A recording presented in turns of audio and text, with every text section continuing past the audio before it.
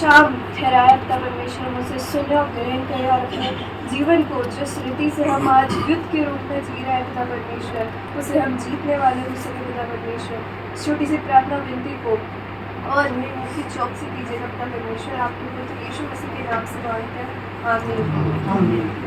आज का जो टॉपिक हमें दिया गया है वह है आत्मिक युद्ध। हमने इफिसियों में से देखा कि कितने ही आत्मिक युद्ध के हथियार वचन हमें बताता है और बहुत सी प्रार्थना भी एक हथियार ही है।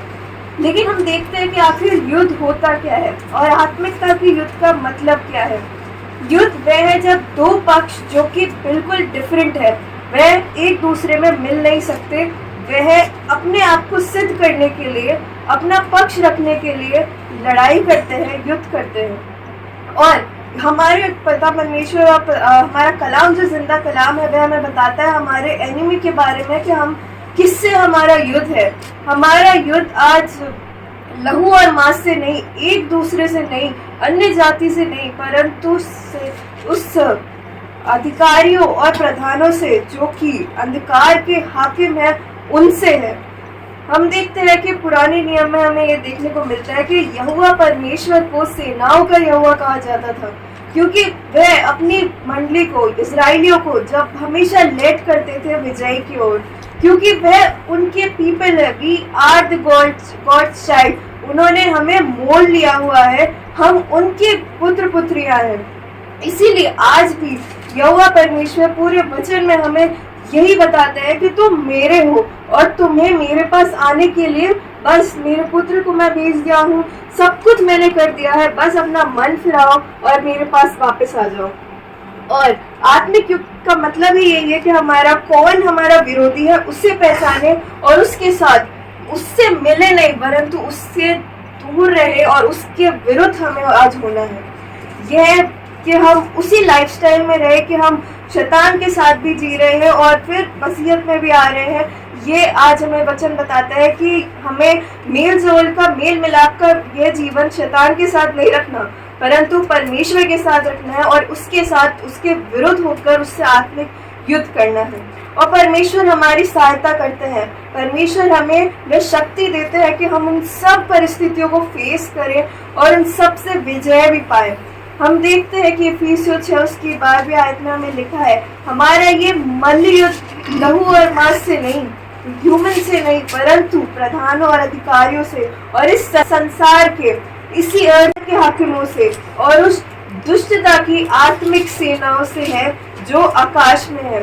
हम देखते हैं कि डेमन्स को ऐसा रूप दिखाया जाता है कि वह बहुत ही नेगेटिव है, लेकिन आज वो इस स्थिति से मिल गए हैं हमारी, जो हम डिफरेंस नहीं कर पाते कि कौन, क्योंकि वचन हमें बताता है कि शैतान भी एक फरिश्ता ही हुआ करता था।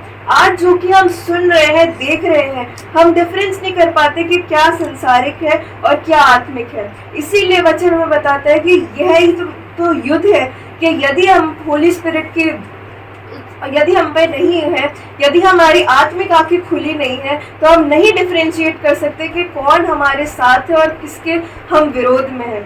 इसीलिए इफिसियों 6:11 में लिखा है परमेश्वर के, किसी भी इंसान के नहीं, किसी भी जाति के नहीं, परंतु परमेश्वर के गॉडली हथियार बांध लो कि शैतान की युक्तियों के सामने खड़े रह सको। लड़ने की बात बाद में आई है, पहले कि खड़े रह सको उससे विरुद्ध, कि उसकी युक्तियों को तुम्हें सामना करना पड़ेगा। जितने भी हम प्रकाशित वाक्य और उसमें देखते हैं कि जिन जिन के सर कलम हुए हैं, जो कि परमेश्वर के नाम से जो मर मिटे हैं, वे सब शैतान के सामने खड़े थे, उन्होंने सामना किया है उसका और वे लड़े हैं। और आगे चल के हमें देखते हैं इफिसियों 6:13 में कि इसलिए परमेश्वर के सारे, एक नहीं, दो नहीं, जितने भी हथियार है सारे बांधने की जरूरत है ताकि हम बुरे दिन के सामना कर सके और सब कुछ पूरा करके।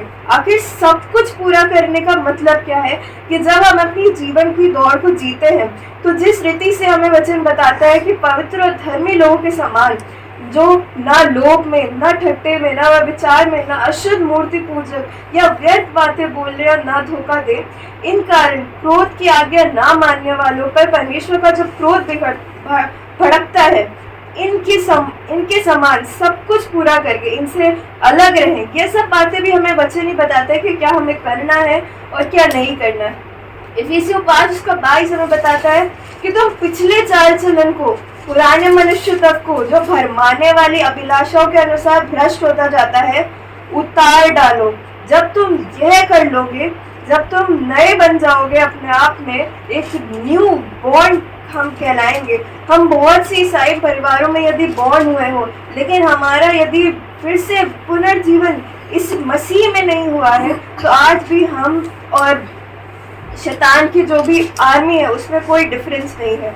क्योंकि जब तक हमारी आत्मिक आंखें नहीं खुली हैं, हम डिफरेंस नहीं कर पाएंगे कि ये शैतान की तरफ से है या परमेश्वर की तरफ से है। तब तक हम इस आत्मिक युद्ध को जीत ही नहीं सकते।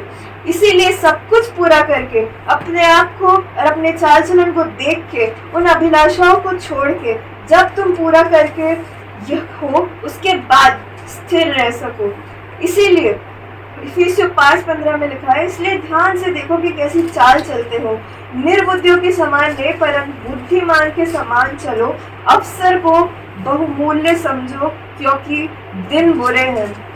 वचन एक बहुत ही आत्मिक किताब जो हमारे को दे रखी है, जिंदा कलाम, हम जब पढ़ते हैं वह हमें सब कुछ एक भविष्यवाणियों की किताब है। और वह जो हम पढ़ रहे हैं, आज हम देख रहे हैं इस समय कि सब पूरा हो रहा है। इसीलिए जो अवसर हमें परमेश्वर दे रहा है, ग्रेस पीरियड हमें दे रहा है, उसको हम समझे बहुमूल्य, क्योंकि हम जानते हैं कि दिन बुरे हैं। इसीलिए स्थिर रहो। स्थिर रहने का क्या अभिप्राय है? इफिसियों 3 उसकी 10 से 13 आयत में लिखा है, जिससे हम उस पर विश्वास करने से साहस और भरोसे के पास परमेश्वर के निकट आने का अधिकार है। इसीलिए मैं परमेश्वर की विनती करता हूँ, जो कलेश तुम्हारे लिए मुझे हो रहे हैं, उनके कारण साहस ना छोड़ो, उनमें तुम्हारी महिमा है।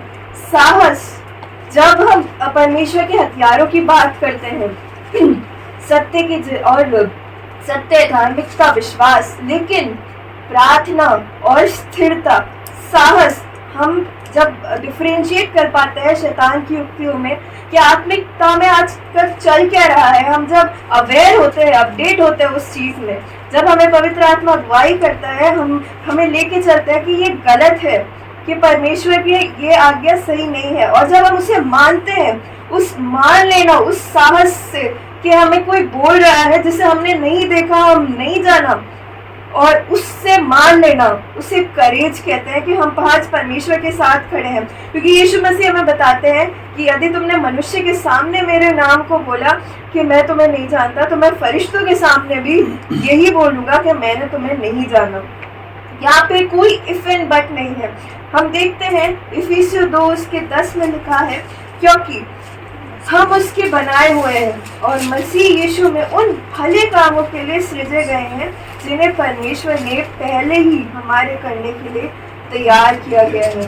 हम उसी के बनाए गए थे, हम उसी के लिए बनाए गए हैं, और हम उसी के लिए हमेशा उसी के साथ रहेंगे। कोई भी परमेश्वर ने कभी ये नहीं सोचा था कि जिसको मैं हाथों से बना रहा हूँ, मिट्टी को, जिसमें मैं अपना श्वास फूकूंगा, मैं एक दिन उसे नर की आग में डालूंगा। परमेश्वर का ये प्लान कभी नहीं था।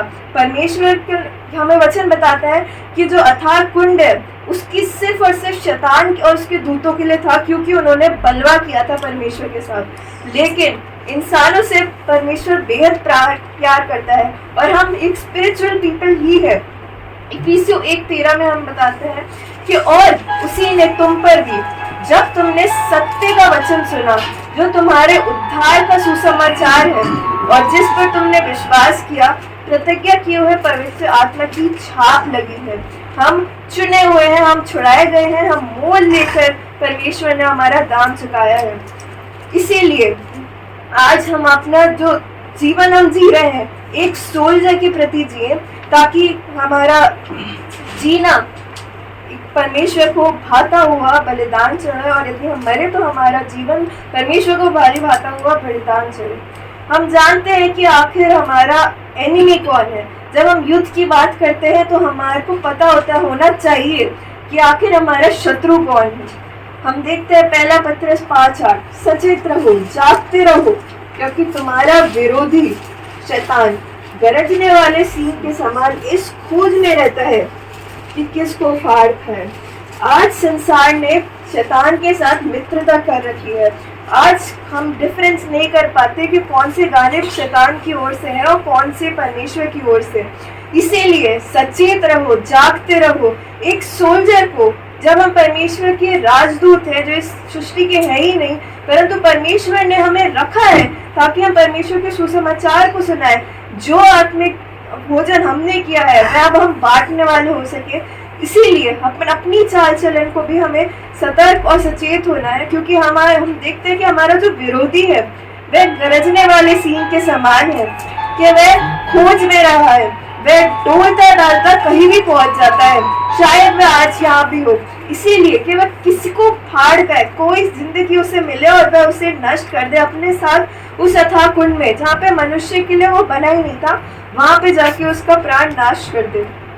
दूसरा पत्रस 1:10 में लिखा है, इस कारण हे भाइयों, अपने बुलाए जाने और चुन लिए जाने को सिद्ध करने वाली भली बातें यत्न करते जाओ, क्योंकि यदि ऐसा करोगे तो कभी भी ठोकर ना खाओगे। वचन एक आईना है और एक गाइड है, हमारा एक मित्र है। सिर्फ यही है जो हमें सब कुछ बताता है कि हमारा विरोधी कैसा है, हमें किस रीति से उससे बचना है, किस रीति से हमें उस पर प्रहार करना है।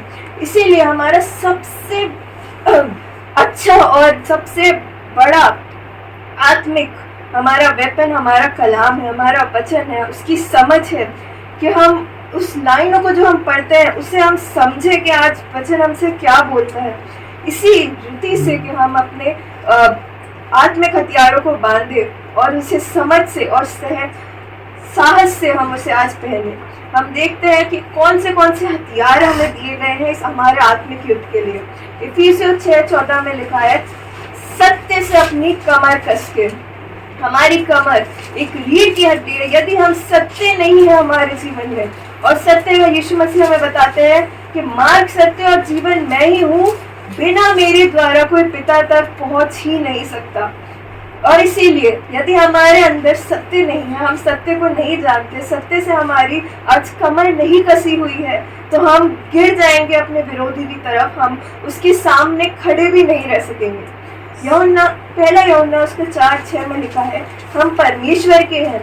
जो परमेश्वर को जानता है वह हमारी सुनता है, जो परमेश्वर को नहीं जानता वह हमारी नहीं सुनता। इस प्रकार हम सत्य की आत्मा और भ्रम की आत्मा को पहचान लेते हैं। आज क्या हम डिफरेंशिएट कर सकते हैं कि कौन सत्य की आत्मा है और कौन भ्रम की आत्मा है? हम कैसे उसे पहचानेंगे? यदि हम परमेश्वर की बात को सुनते ही नहीं है, यदि हम परमेश्वर के कलाम में आज दृढ़ ही नहीं है, हम उसे साहस से ना बोल सकते हैं ना पढ़ सकते हैं। इसीलिए दूसरे तिमोथियुस का 2:15 में लिखा है, अपने आप को परमेश्वर के ग्रहण योग्य और ऐसा काम करने वाला ठहराने का यत्न कर जो लज्जित होने न पाए, जो सत्य के वचन को ठीक रीति में काम में लाता हो। जो सत्य के वचन को ठीक रीति में, हमारे एक्शंस में हम जानते हैं कि सत्य क्या है। यदि हमारे एक्शंस में वो नहीं दिख रहा है, यदि हमारा हृदय परिवर्तन, अपना जीवन में परिवर्तन नहीं आया है, यदि हम फिर भी मसीह और फिर भी हमारा चाल चलन वही है जैसे पहले था, तो ऐसे युद्ध में हम कैसे अपने आप को शैतान के सामने पेश कर सकेंगे या उसके सामने लड़ भी सकेंगे। इफिसियों उसका 6:14 में आगे हथियार है धार्मिकता की चिलम। हम देखते हैं लूका उसके 12 उसका 35 से 40 में, यदि किसी को मिले तो वह पढ़ेगा। 12 उसका 35 से 40। तुम्हारी कमरे बंधी रहे और तुम्हारे दिए जलते रहे, और तुम उन मनुष्यों के समान बनो जो अपने स्वामी की बाट देख रहे हो कि वह विवाह के कब लौटेगा, कि जब वह आकर द्वार खटखटाए तो तुरंत और अपनी कमरे बांधने को कह रहे हैं कि हम जागते रहें, उस युद्ध के लिए हम तैयार रहें। वह एक अरसा नहीं होगा, परंतु एक सेकंड अचानक से होगा। इसीलिए यीशु मसीह हमें बहुत से पैराबल से कह रहे हैं कि जागते रहो। पहला पत्रस का 2 अध्याय की 14 आयत में यह लिखा, वह आप ही हमारे लिए, हमारे पापों के लिए, अपनी देह के लिए हुए क्रूस पर चढ़ गया, जिससे हम पापों के लिए मरकर धार्मिकता के लिए जीवन बिताए। उसी के मार खाने से तुम चंगे हुए, क्योंकि तुम पहली भटकी हुए भेड़ों के समान थे, पर अब अपने प्राणों के रखवाले और अध्यक्ष के पास लौट आए हो। हमारे प्राणों के रखवाले और हमारे अध्यक्ष, हम एक खोई हुई भेड़े, हम भेड़े हैं और हम पिता का शब्द सुनते हैं। और जब हम पिता का शब्द सुनते हैं तो हमारे अंदर वह धार्मिकता जो हमारे कर्मों से दिखती है वह भी झलकनी, प्रकट होनी जरूरी है। पहला पत्रस उसका 3 अध्याय उसकी 14 आयत में लिखा है, यदि तुम धर्म के कारण दुख भी उठाओ तो धन्य हो, पर लोगों के डराने से मत डरो और ना घबराओ। ये युद्ध कोई इजी युद्ध नहीं है। ये युद्ध में परमेश्वर हमें बचाने को खुद आ सकते हैं, लेकिन वह परमेश्वर हमें खुद इसे फेस करने को मौका देते हैं, ताकि हम अपनी सिद्धता, हमारी धार्मिकता हम खुद अपने जीवन से, अपने एक्शन से हम प्रकट करने वाले हो सके, ताकि जब हम परमेश्वर के पास वापस जाए तो हम एक जयवंत परमेश्वर का पुत्र होके जाए, कि हम एक आत्मिक युद्ध को पार करके, जिसे परमेश्वर ने ठहराया था कि ये होना अवश्य है, ये सब होगा ही होगा, उसे हम जाने। हम देखते हैं कि दानियल की किताब में जब वह राजा 3 जो जवान थे वह राजा के सामने खड़े हुए थे और उन्हें कहा था कि यदि हमारा परमेश्वर इतनी महान है कि वह हमारे पास आ सकता है, आज इस क्षण में वह आके तुझे बिल्कुल मार सकता है, लेकिन यदि वह ना भी आए तो भी हम तेरे लिए नहीं झुकेंगे। आज यही हमारा युद्ध है कि परमेश्वर को जिसे ना हमने देखा है लेकिन विश्वास किया है, परमेश्वर के वचन से पढ़ा है, उसमें हम परमेश्वर में साहस में आज ये कह सकते हैं क्या कि आज यदि परमेश्वर नहीं भी आता है हमें बचाने, यदि परमेश्वर हमें अय्यूब की तरह बहुत से ताड़नाएं भी देता है, तो भी हम आज विश्वास में बने रहें। यह हमारा युद्ध है, यही एक आत्मिक युद्ध है जिसमें हमें सफल होकर जय पाना है, ताकि यीशु मसीह हमें मुकुट से हमें विराजे। और पदवियां, धरती की जितनी भी पदवियां हैं वह सब धरी की धरी है और सब उस मुकुट के सामने फीकी है जो परमेश्वर के पुत्र यीशु मसीह के पास है। हम आगे चल के देखते हैं कि तीसरे हथियार की ओर इफिसियों 6 उसका 15वें अध्याय में, पाँव में मेल के सुसमाचार की तैयारी के जूते पहनकर।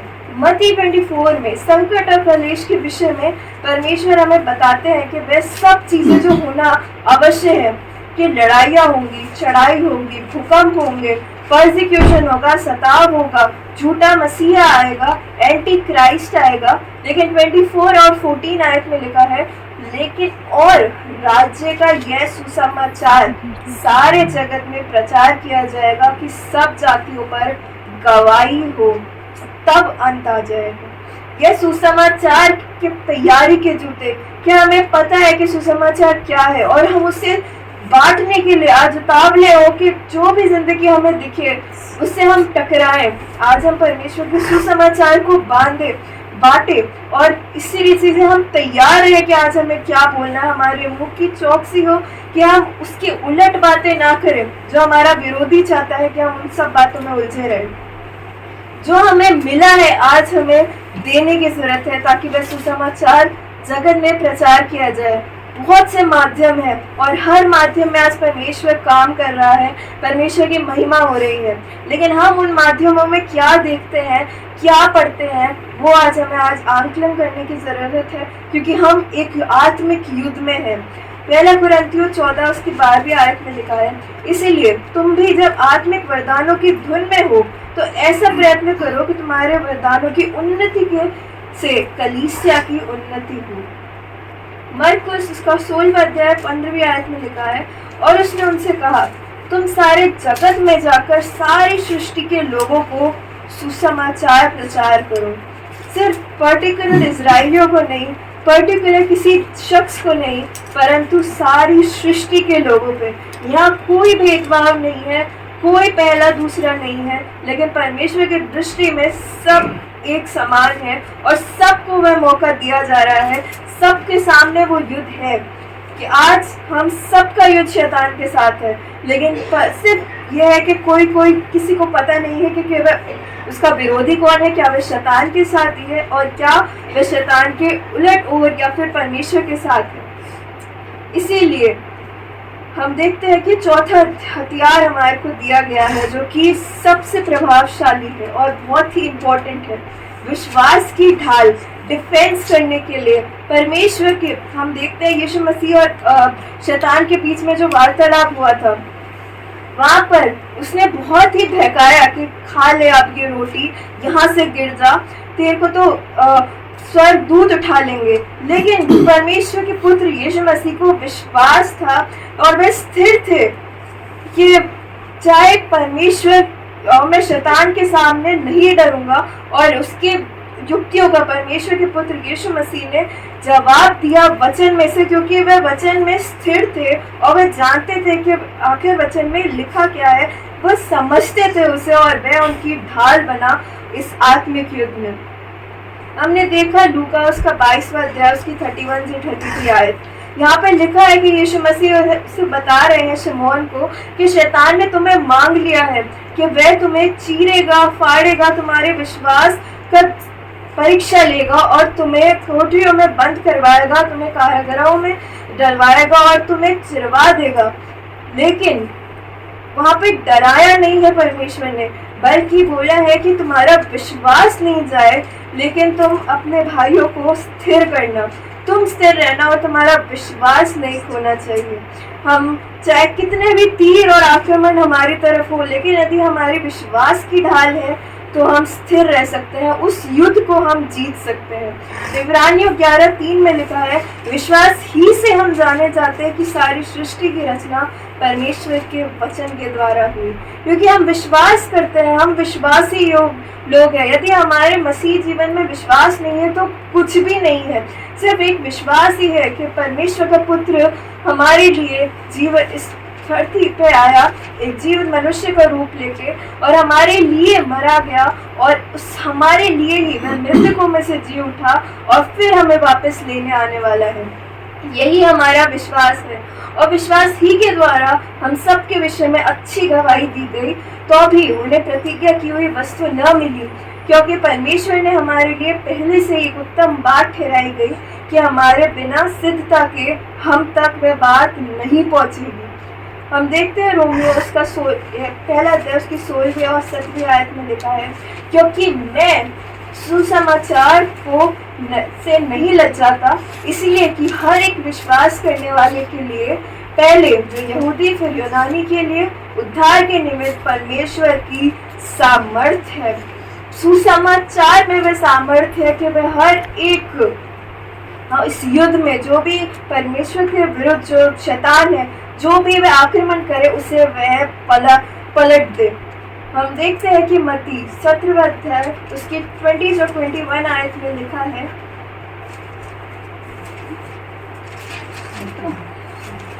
मत्ती 17:20 से 22। उसने उनसे कहा, अपने विश्वास की घटी के कारण, क्योंकि मैं तुमसे सच सच कहता हूँ, यदि तुम्हारा विश्वास राई के दाने के बराबर भी हो तो इस पहाड़ से कह सकोगे, यहाँ से सरक कर वहाँ चला जा, तो वह चला जाएगा, और कोई बात तुम्हारे लिए असंभव ना होगी। हम इस जंग को जीत सकते हैं, हमारी हर एक मुसीबतों को आज हम जीत सकते हैं, इन सब से हम आज निकल सकते हैं यदि हम परमेश्वर पर विश्वास करते हैं। हम देखते हैं आगे 5वां हथियार हमें दिया गया है, उद्धार का टोप। रोमियो 10 की 9वीं आयत में लिखा है कि यदि तू अपने मुंह से यीशु को प्रभु जानकर अंगीकार करे, अपने मन से विश्वास करे कि परमेश्वर ने उसे मरे हुओं से जिलाया था, तो निश्चय उद्धार पाएगा। हमने यह सब किया है, हमने परमेश्वर यीशु को जानकर अंगीकार किया है, हमने मन से परमेश्वर का विश्वास भी किया है कि वह मरे हुओं से जिलाया गया था, और इसीलिए उद्धार का टोप जो परमेश्वर ने हमें दिया है वह हमारे पास है। उद्धार हमारे लिए ही है, और हम वह ब्लेस्ड लोग हैं कि हमारे पास उद्धार है, क्योंकि धार्मिकता के लिए मन से विश्वास किया है। हमने आज परमेश्वर को मन से अपनाया है, और यदि हमने मन से नहीं अपनाया है तो आज हमारे लिए जो उद्धार जो ठहराया गया है हम उसे नहीं ले पाएंगे। और उद्धार के लिए हमें मुंह से अंगीकार करना है, और इसके लिए हमें साहस आज चाहिए होगी। और वह हम परमेश्वर से प्रार्थना में मांगे कि परमेश्वर आज हमें वह साहस दीजिए ताकि हम आपका अंगीकार करने वाले हो सके, इस समय में भी जब सब कुछ सही है, और उस समय में भी जब सब हमारे ऊपर बंदूकें तानी जाएगी और ना जाने क्या होने पाएगा कि हम अपने धर्म का अंगीकार करें। और वही सब जो कि अंत के समय में भविष्यवाणियों में हमें देखने को मिलता है। इफिसियों 2:8 में लिखा है कि ये जो वेपन हमें दे रखे हैं, ये जो टोप है, ये सबसे क्रूशियल पार्ट हमारे ब्रेन को संभालता है, इससे सुरक्षित रखता है। क्योंकि यदि हमारा ब्रेन में कुछ भी हुआ तो चाहे हम कितने भी विश्वासी हो, यदि हम कितने भी हमने ढाल ले रखी हो, यदि हमारा ब्रेन डेड हुआ तो हम वहीं पर हार जाएंगे। इसीलिए यहाँ पर लिखा है क्योंकि विश्वास के अनुग्रह ही से तुम्हारा उद्धार हुआ है, और यह तुम्हारी ओर से नहीं परंतु परमेश्वर का दान है। और हम जानते हैं कि सुसमाचार क्या है, और इस उद्धार को हम आज अपनाए रहे, उस टोप को हम ना उतारे। यदि वह टोप हमारे सर से गया तो हम हम इस हमारे युद्ध में हम हार जाएंगे। और छठवां जो हमारे हथियार हमें मिलता है, आत्मा की तलवार। अभी ये जो पांचों तरह हमने वेपन्स देखे, ये सब डिफेंस में थे कि हम अपने आप को कैसे बचाएं, लेकिन परमेश्वर का वचन, और हम देखते हैं कि इफिसियों 6:17 में लिखा है, और आत्मा की तलवार जो परमेश्वर का वचन है ले लो। आत्मा की तलवार, क्योंकि भजन संहिता 119 उसका 105 में लिखा है, तेरा वचन और मेरे पाँव के लिए दीपक और मेरे मार्ग के लिए उजियाला है।